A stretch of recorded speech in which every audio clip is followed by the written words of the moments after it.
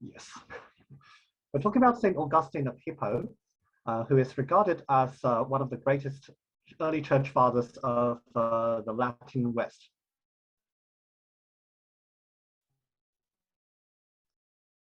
And as we all know that the apostolic was culturally generally divided between the Greek East and the Latin West.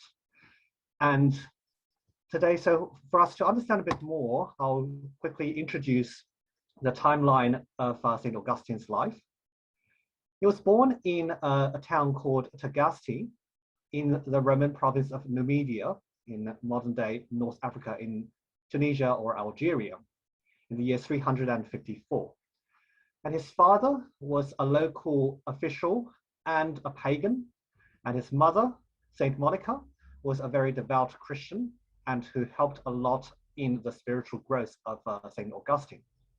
And I found quite a similar parallel between St. Augustine and St. John Chrysostom in the way that both have their father as a Roman official or general, and their mother as very devout Christians who were the major driving force for them to come to the faith, to recognize and to live it.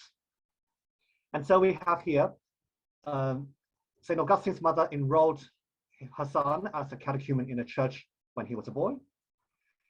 And then, even though he was growing up in the faith, it's not so close to him to leave a lasting impression on in him to become a virtuous person. He went on to study grammar and literature in a town about 20 miles south of his hometown. And later on, he went to Carthage, the then most prosperous and worldly city in North Africa in the Roman Empire. And also, he went astray, become a very worldly person throughout that period. When he went to Carthage, shortly afterwards, St. Augustine began to live with a woman for over 10 years without marrying her. And they had a son, whose name is Adiodatus, who, according to St. Augustine, was a very smart child as a fruit of his sin of flesh.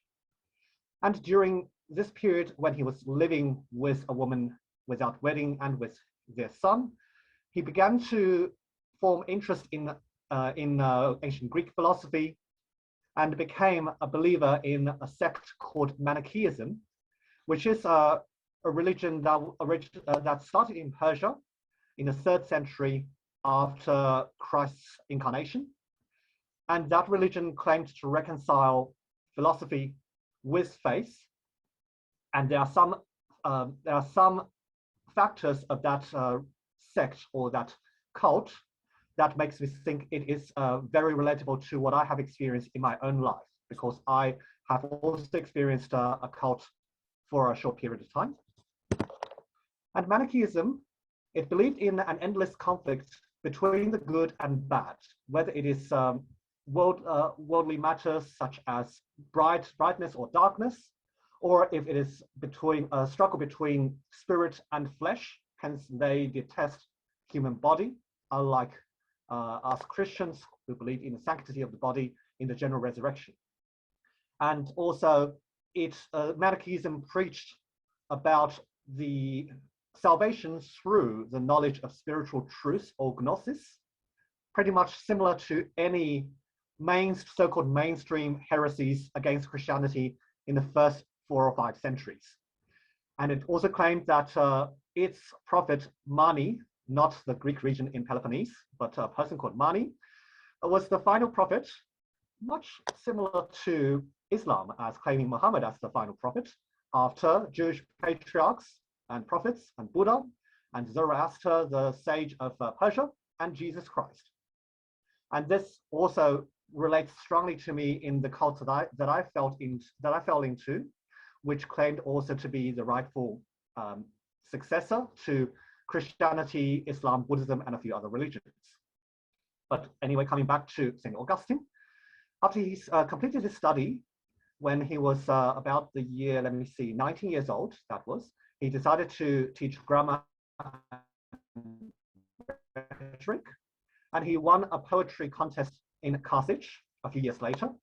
And also, I myself, I love writing poems in my free time, so I share a lot of life paths with St. Augustine, especially before he became a Christian. Because after he became a Christian, he then became a priest, or a monk, a priest, and a bishop, which a few of us nowadays can achieve so easily. Or maybe I wouldn't say it's easily for him either.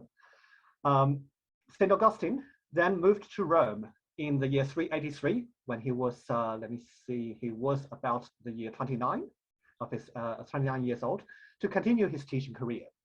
And later on, I'll go into a bit more details when we go through the book called The Confessions, which is his autobiography about his spiritual journey. And that it is in Rome when he started to seriously consider abandoning the cult called Manichaeism. And the following year, through divine providence, he accepted the contest to become the municipal chair of rhetoric. I don't know what equivalent we have nowadays. Maybe it's like our vice chancellor of Sydney University, things like that, possibly. And he applied through his Manichaean friends to go to Milan. And after a test, he was successful. And through his journey to Milan, he met another saint of the church called Saint Ambrose, who was then the bishop of the city. And the two of them had a very long-lasting spiritual relationship, which ended in the fruition of St. Augustine's faith. And in 386, a few years further down the track, St. Augustine's mother, the devout St. Monica, came to visit St. Augustine in Milan and helped him in the faith. And in 387, St. Augustine was finally baptized by Bishop Ambrose, along with his son Adeodatus and one of his friends called Alypius. And by the time he was already separate from his lover. And after the baptism, St. Augustine decided to travel back to North Africa to live a monastic life. And it's where they were leaving Rome, or about to leave Rome, to take the ship. That's when his mother reposed in the Lord at the port city of Ostia. And nevertheless, as they stayed in Rome then for another year due to his mother's passing. And then he and his friends returned to his hometown. And sadly for him, Adeodatus, such a wise child, died 2 years after his mother passed away. And the saint then, St. Augustine retreated to a monastery that he founded, not for too long, because only 2 years later, he visited the city of Hippo, not too far from his hometown, only to be persuaded by the local bishop to become a priest against his will. And later that year, St. Augustine moved his monastery to Hippo as well to make it easier for him to manage. And hence, here comes to the last stage of his earthly life, where St. Augustine became bishop a few years further down the track in around 395 AD. And he constantly defended the Orthodox faith against different types of heresies, as we can see here, Manichaeism, Donatism, or Pelagianism. And Donatism, I'll just touch on it very quickly. It is a heresy that disallowed priests or disallowed men who have fallen away to heresy or to other forms of idolatry to become priests again.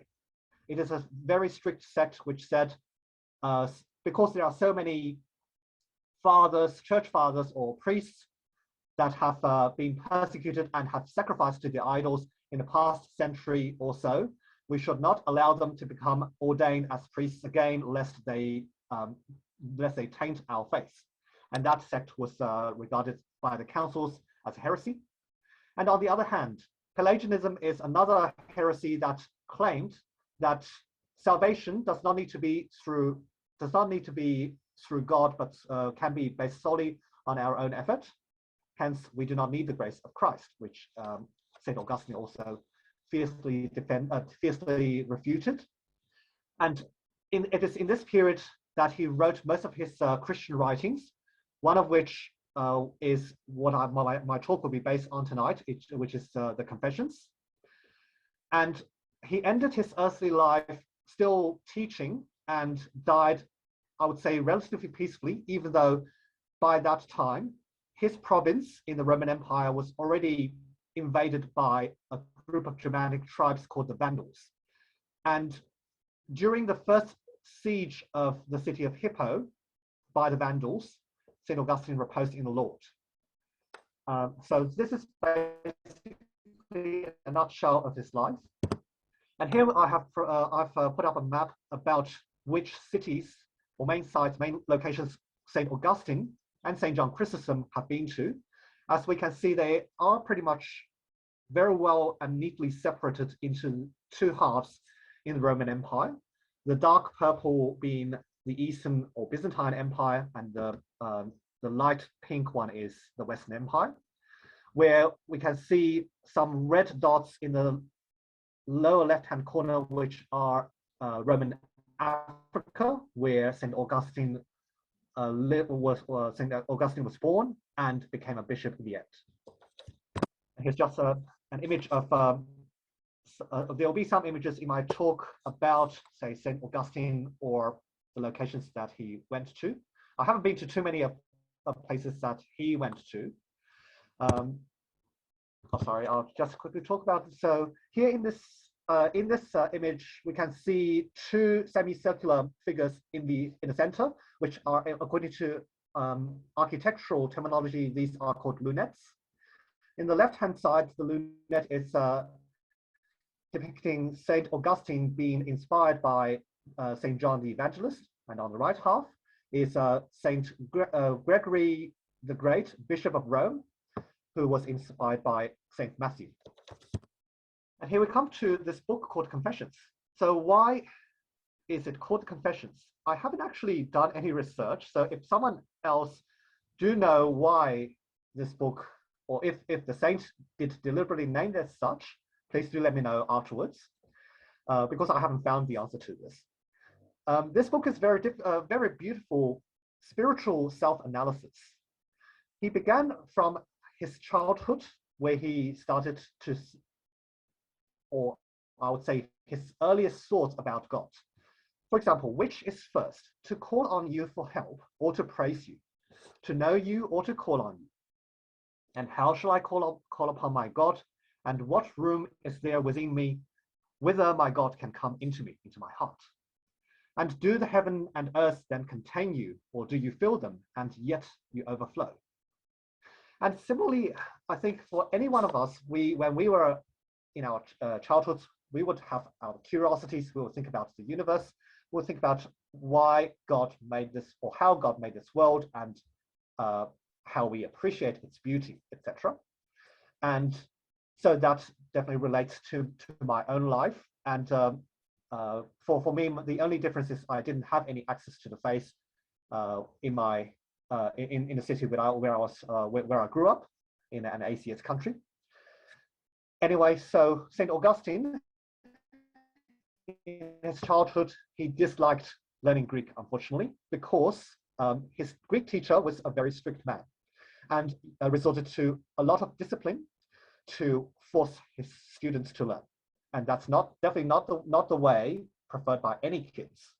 And in contrast, he much preferred Latin through observation of how his family members spoke the language, natural curiosity, and hence he was fluent in it and wrote a lot of Christian works in Latin. And so fast forward to his adolescent years, who doesn't have those years of rebellion and spiritual, I would say spiritual darkness against God to various degrees. He took his growing passion and his corrupted will made him desire to do evil for evil's sake. He mentioned in his book one example that there were at least one occasion, or maybe a few occasions, he went with a few bad friends of his to go to steal some pears from a fruit garden from some strangers. And then when he was writing the book, of course, he was much more repentant of it. But at that time, he felt that he was ashamed not to be shameless among his bad friends. Does it sound similar to every one of us here? Maybe, hopefully not everyone needed to experience this stage of life, but it's definitely something that helped him to grow in the faith. And he later on in Carthage, of course, his passion grew, and he enjoyed illogical songs and dramas. And he started to read philosophy here, Cicero's philosophy book called Hortensius, which is no longer existing in our modern day time.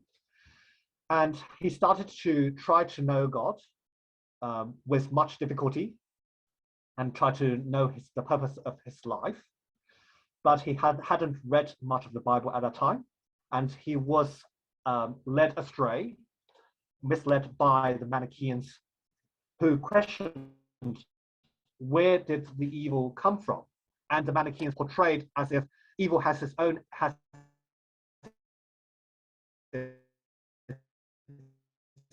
entity, has its own nature, against God as the ultimate source, the evil source of the universe. And later on, because of his falling away from the faith, his mother, Saint Monica, was very saddened and prayed and wept a lot on his behalf. And one day, Saint Monica saw a vision where there was a shining youth, or an angel possibly, told her to be contented, that where she was, her son will be there as well. And she told St. Augustine about this. But look at how Augustine responded to her mother. Her mother said, "My dear son, please return to the God, because one day he has told me that one day you'll be like me as well." But St. Augustine tried to misinterpret it, saying he will remain as he is, and he doesn't want to be spiritual. Yet St. Monica, after trying to convince her son, continued to pray to God, and also she begged the local bishop to teach her son. But the bishop, through the grace of God, knew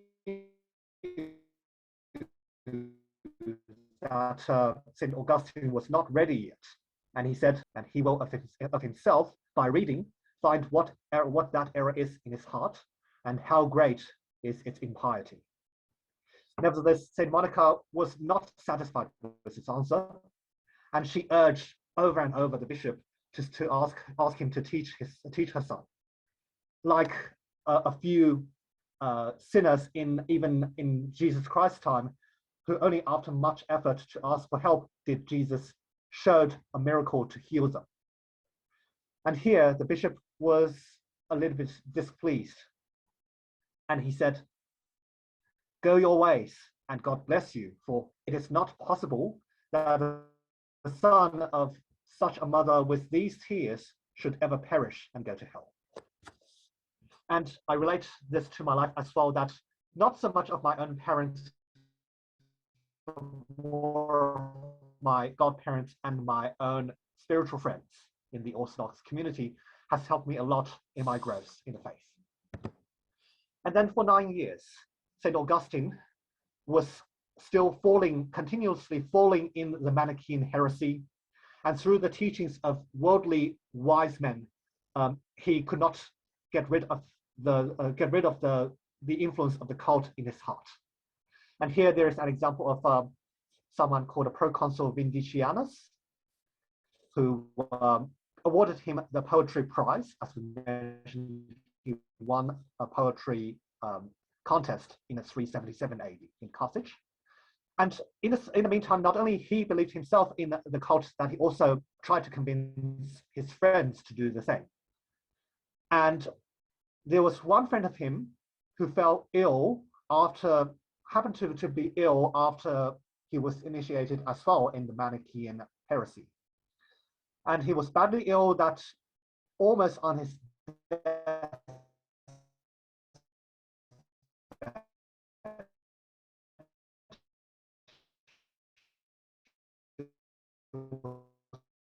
unconscious, and that friend of St. Augustine, that friend, his to become truly a Christian and was disgusted when St. Augustine tried to reason with him. And his friend stayed away from St. Augustine until very shortly afterwards, through divine providence, that friend died of his fever or the illness. And this death shocked St. Augustine that he was so despaired for a period of time, and he started to dig further into his spiritual life. And we can see not only this example of death worked positively in the life of St. Augustine, but later on, if we have time to complete the entire journey, then we'll see another example where just before St. Augustine's baptism in Milan, about 10 or 15 years later, his other friend, who was following another heresy of Christianity, also came to the right faith after he witnessed another death. And here, he saw in Carthage another Manichaean bishop who was very prominent and misled a lot of people. And St. Augustine tried to find out if this Manichaean bishop could convince him of some of his deep questions. But he was disappointed because, for various reasons, such as this Faustus lacked a lot of knowledge in natural science or liberal arts, and his teaching didn't add anything else to what St. Augustine already knew about the heresy.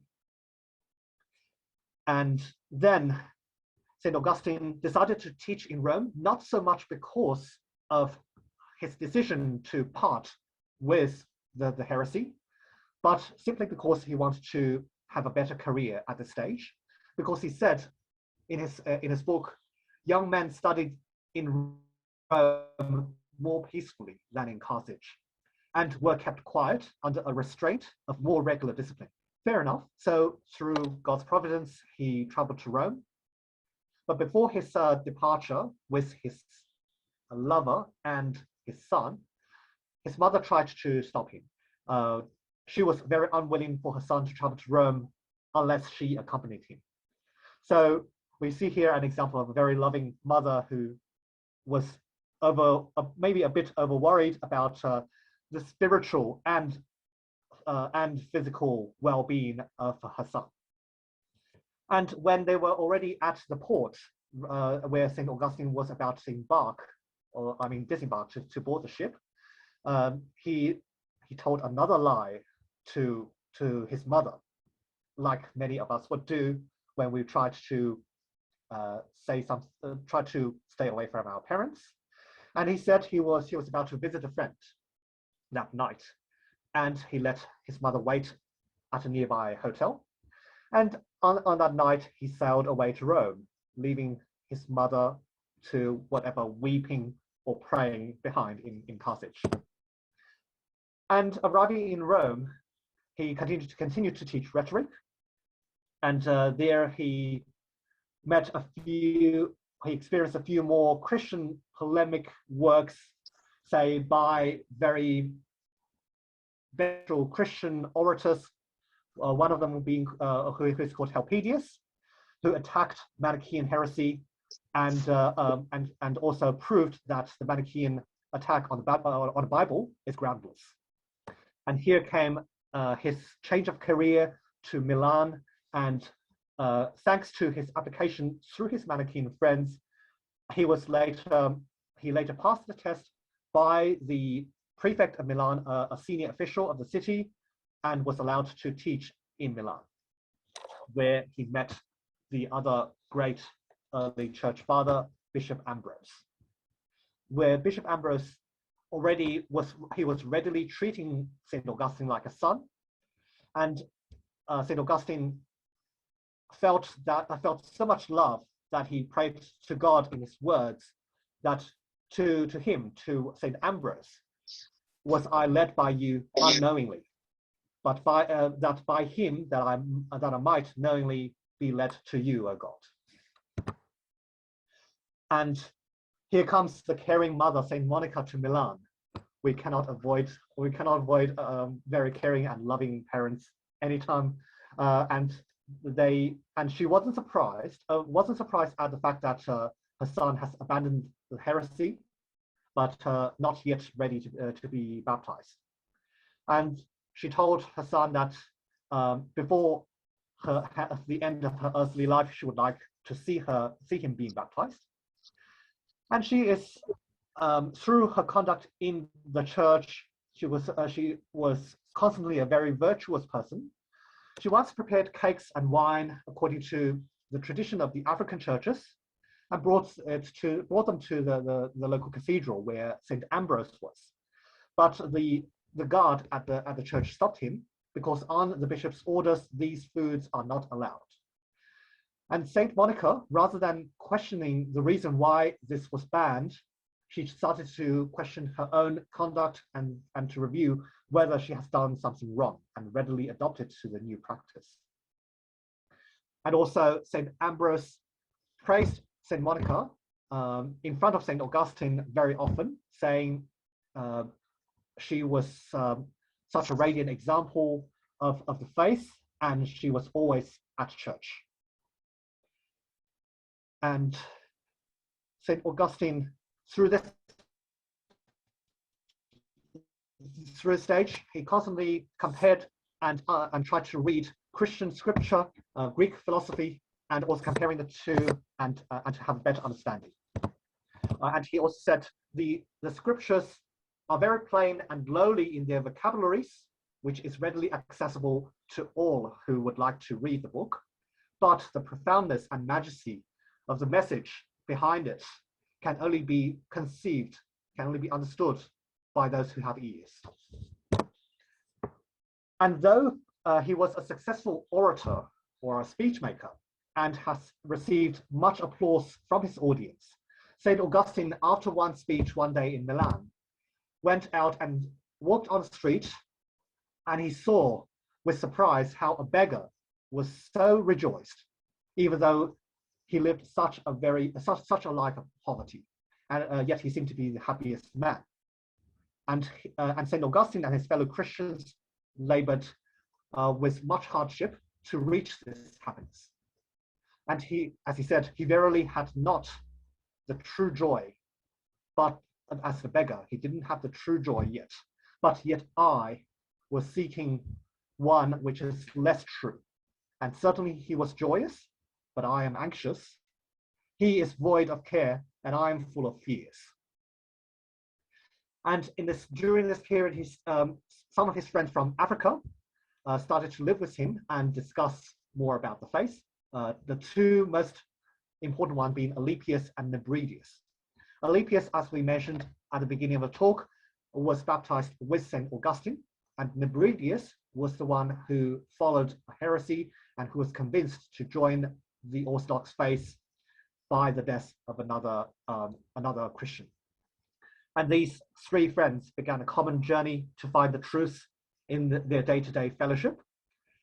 And they once even tried to think about forming a utopian fellowship where they would have common properties, common household, and a very rich person who is a friend of them started the initiative, suggested that they should form such a fellowship. But when they started thinking about the practicality of it, if they become married, etc., then they gave up the idea. So it's something which I have also experienced to some extent with my friends who wanted to be, say, philosophical in my high school, or who wanted to be spiritual in my university, in my Protestant Christian friends. We had similar experiences to some extent. And St. Augustine, in the next book, he gradually confirmed his faith through reaching more benchmarks in his reading and his living in the faith. First of all, he discussed, say, the difficulty in knowing and thinking about God, and he was still searching for the origin of evil, and the rejection of astrological notions of constellation, where, say, a person's fate will be decided by what exact time he or she was born and how the stars were lining up against each other at that time. that was also preached by the Manichaean heresy as well. And also he compared Plato and Platonic works with the Bible, where he listed in a lot of details where the biblical teachings were shared or were mentioned in Platonic works, and where Plato's works did not have the divine revelations. For example, he mentioned the cosmological character of God was mentioned by the philosophers, but not the divine incarnation. And the Son, being in the form of the Father, and was in the form of the ultimate God, was in some way hinted, but not that he emptied himself and suffered humiliation as a human, or his death and glory on the cross. Those were not mentioned. And humans receiving the fullness of God and hence be blessed was mentioned by the philosophers, but not the God's unsurpassed, unsparing death for the ungodly people. And here the contemplation of the goodness of the universe of St. Augustine brought him to the sense that evil is nothing but a lack of substance, and also a lack of goodness. And also heresy's existence, he now appreciates, makes Christian doctrines more prominent, shining more fervently across the world, despite every single persecution, hardship that is experienced by the true Christians. The faith would never be darkened by the heresies. And hence, but we're now reaching pretty close to his baptism. St. Augustine visited the father of St. Ambrose, called Simplicianus, and they conversed about Platonism, and Ambrose's father agreed that Platonism was the closest pagan philosophy towards Christianity. And they discussed about the life of a new convert called Victorinus, who was an orator similar to St. Augustine, who translated a lot of Plato's works into Latin, who became Christian not long before. And during Victorinus' baptism, it gave us a little bit of hint about how baptism differed from what we see today, where the newly baptized was given the choice to either say the Apostles' Creed or the Nicene Creed in private or in public. Whereas he was making a very bold move, this Victorinus, by proclaiming the faith in front of the entire congregation, and they all applauded him for his boldness.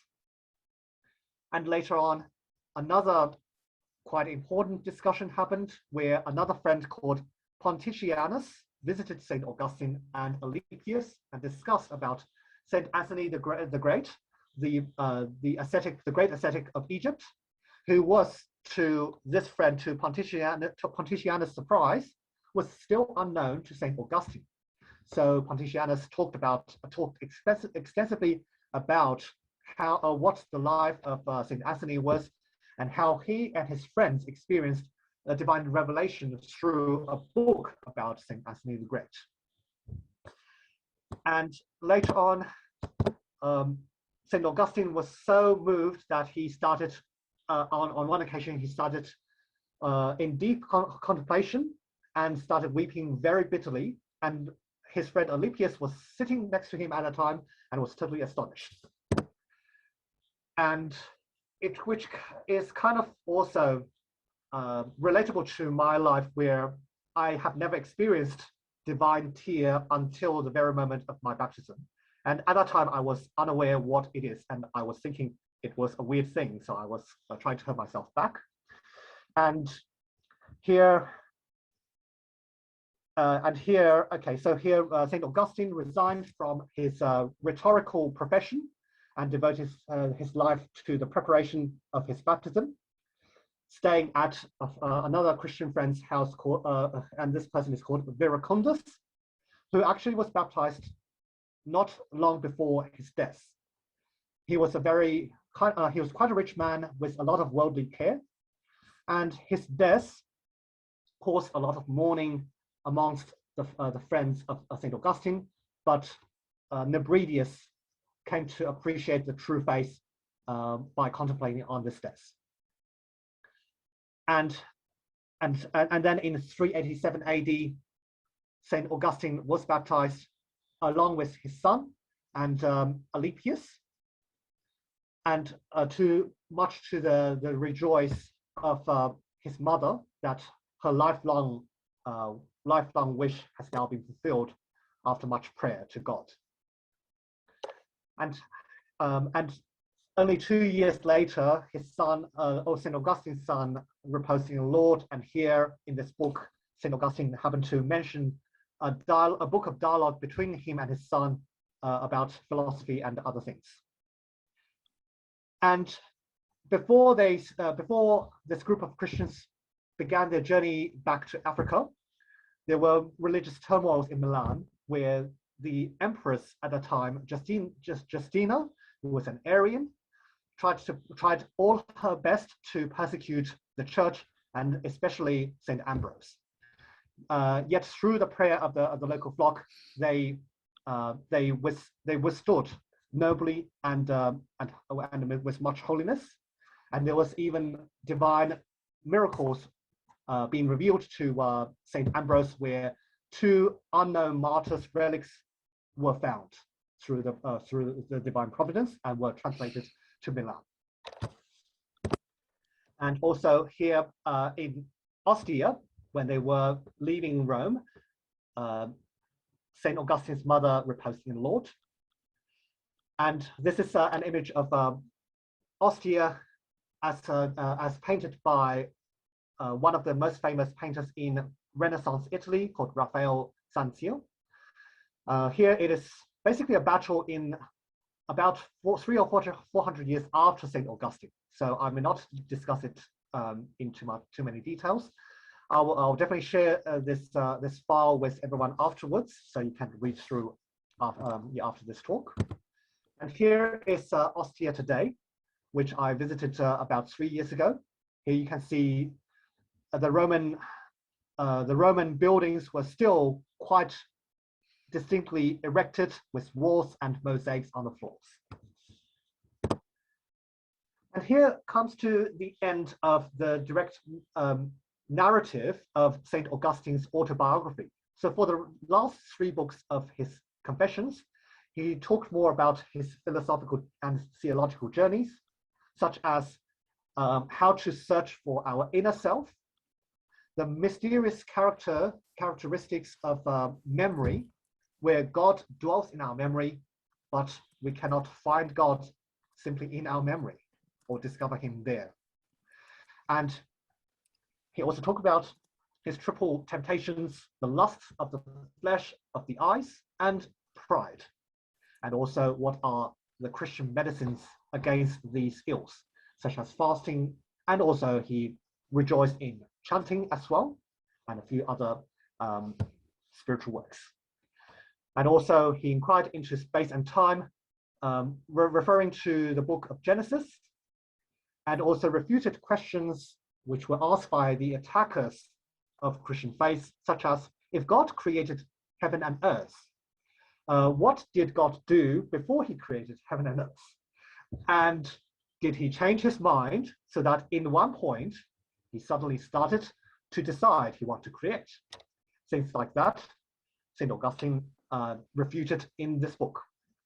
And also he explained through his understanding what heaven and earth in the Genesis represent, which are, as I recall, the divine and pure people and angels make up heaven, and the earth are the fallen angels and fallen people who are attached to a worldly way of life towards themselves. And he also accepted other versions of the interpretation of Genesis, and confirming that this is how rich the Bible is. It allows us to understand and trying to interpret it in so many different ways and benefit others through our interpretations. And also the mystery of the Trinity, how each of the Godheads related to each other, was discussed in this last book. And here we come to the end of this great saint's spiritual and earthly journey. And also I would like to end with a quote from one of his book in the Confessions that are randomly picked. Eating and drinking have no pleasure unless there precede the pinching of hunger and thirst. And therefore, let us hunger and thirst and endure the hardship of this world peacefully, so we may eat, drink, and be merry with our Lord.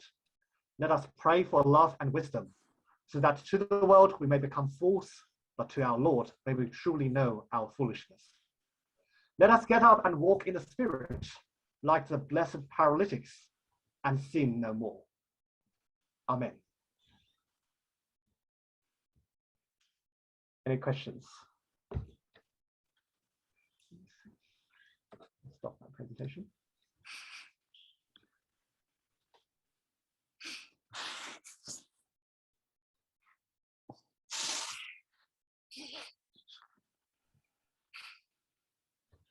So, okay, I'll just give you some time to think. Or do you have anything that you don't quite understand in what I spoke about, or you want me to explain a bit further?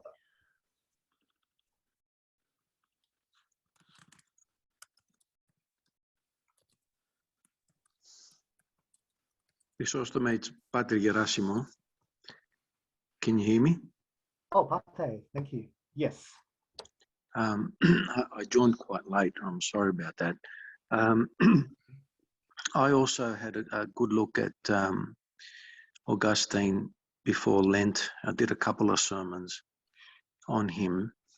One of the things that I discovered in that research, and you may have covered this before I joined in tonight, was that, you know, we do honor him as a leading light of the ancient church,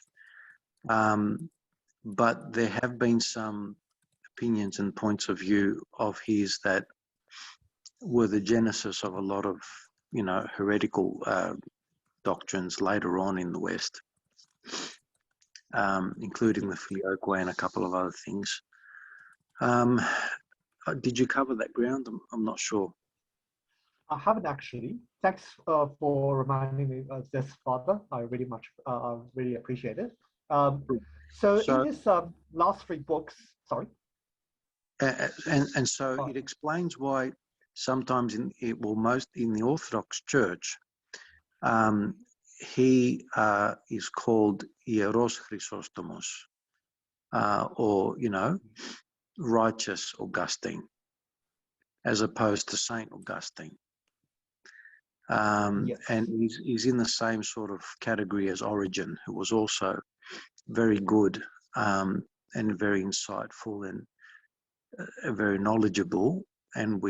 But the church delineates and says, well, look, some of his opinions we identify as, you know, not consistent with the mainstream Christian view, but we still keep him in honor. We honor him as righteous Origen, Hieros Origenis. So they're sort of in the same category. So yeah, please fill me in based on your research, if you can support what I've just said. I absolutely, with much pleasure, Father. Through my reading of Confession and also the City of God, which I didn't mention, I put in my slides, but I didn't mention in my talk today. It's another book that I really love by the Venerable or Saint Augustine, depending on our different point of view. And when I was reading about his interpretation of Genesis, I do take much care where he would hint towards or explicitly talk about the so-called the original sin. And that's what I experienced as the most direct heretical or non-Orthodox teaching in these two books. I haven't really found anything explicitly saying Filioque in these books. Possibly it's in his other works or epistles. I'm yet to find out. But definitely the original sin is what I saw very frequently in the last three books of the Confessions.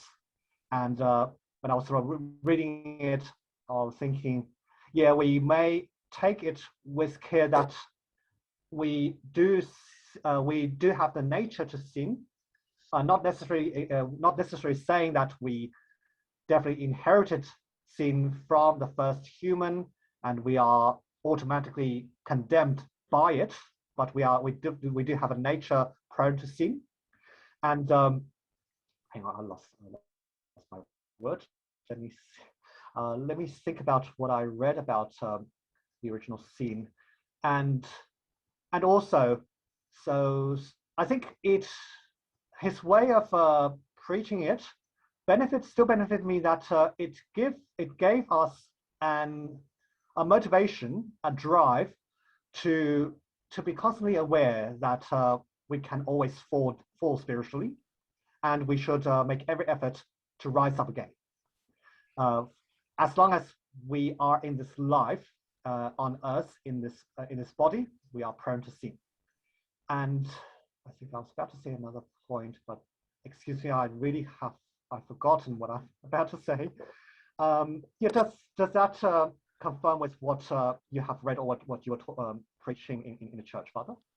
Yeah, and obviously I don't want to put you on the spot in any way. So original sin is definitely one of the problems we have in his view on original sin. And what I'm going to do for the benefit of the fellowship, so we don't drag it out, is I'll post a link to the couple of sermons that deal with Augustine, and I outline the problem with his view of original sin and how it's quite prevalent in both Catholic and Protestant points of view, but not consistent with Eastern Orthodox point of view. Original sin is one of them. Yes, the filioque might not have been mentioned in the confessions, but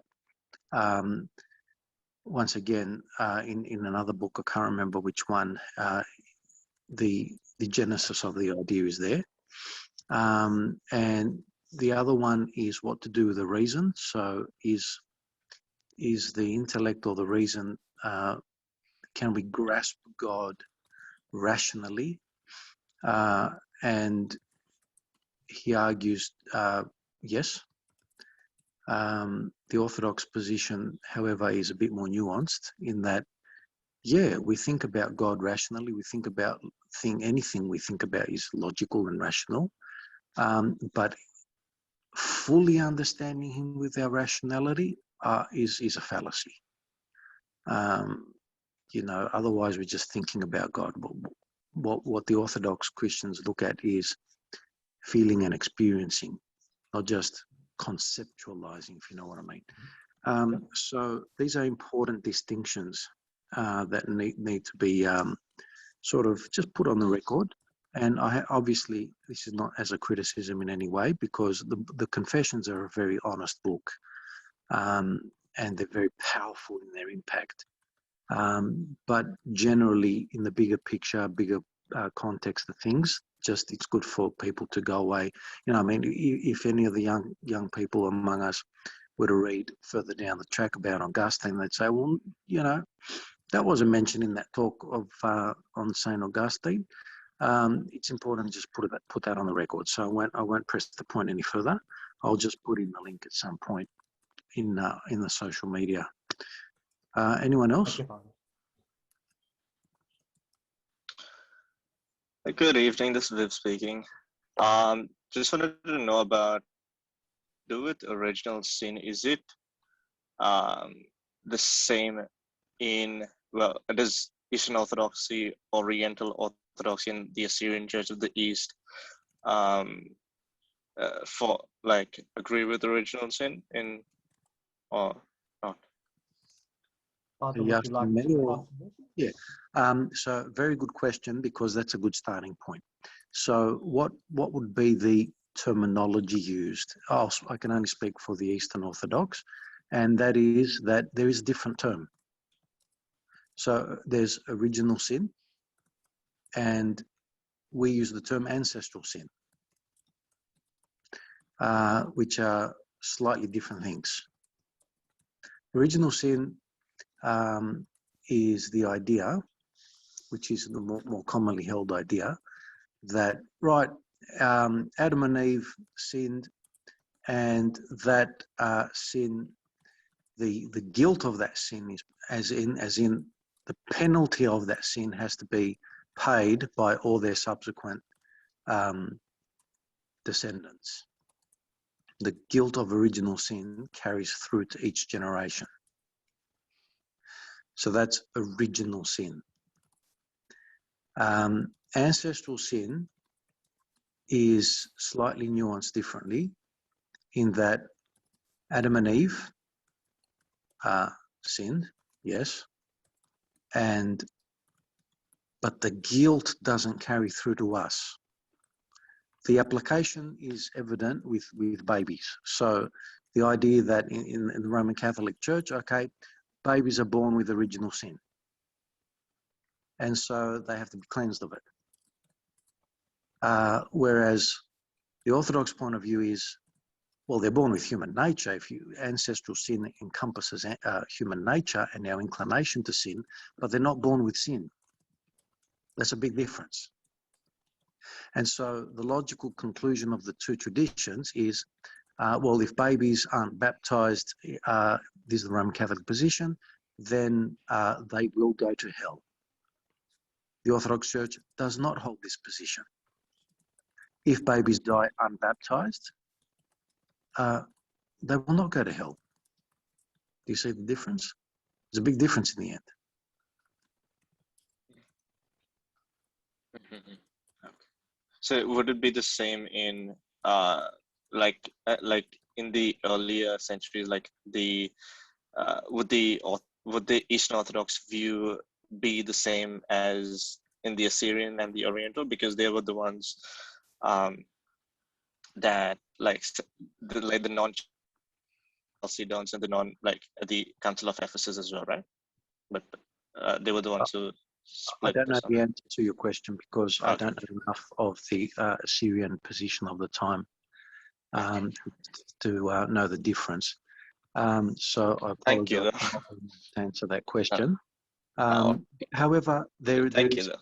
a lot of literature out there, Eastern Orthodox literature, that explain the difference.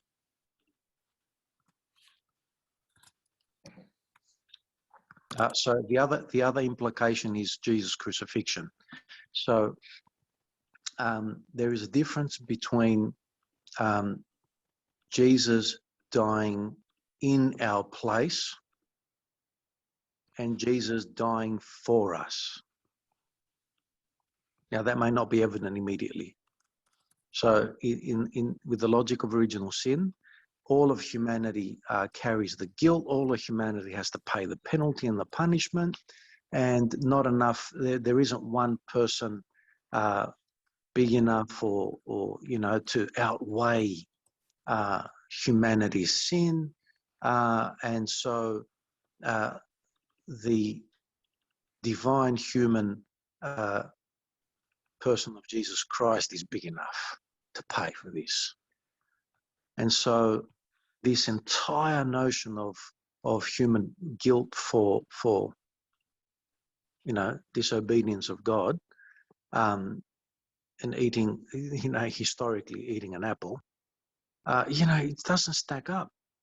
For him to die in place of us. The Orthodox Christians don't even use the terminology. We use, he died for us. Do you see the difference?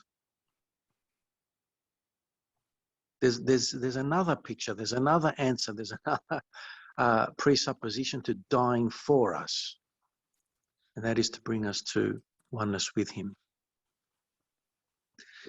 So, look, I will direct you to a more clear analysis of the question. I don't want to bore everyone else. It is quite late. Yeah. Sorry. I'll just give the bait to someone else because I keep asking questions. As Father always knows me too well. Anyone else? So you're saying that is the Catholic and Protestant churches, they take this idea of like that Christ is dying for like the sins, and like, is that taken from Saint Augustine's teaching, or like his theological like perspective, or is that taken from like a range of places like for their they does that Okay. make sense? So, in the New Testament itself, there are passages which can be read that way.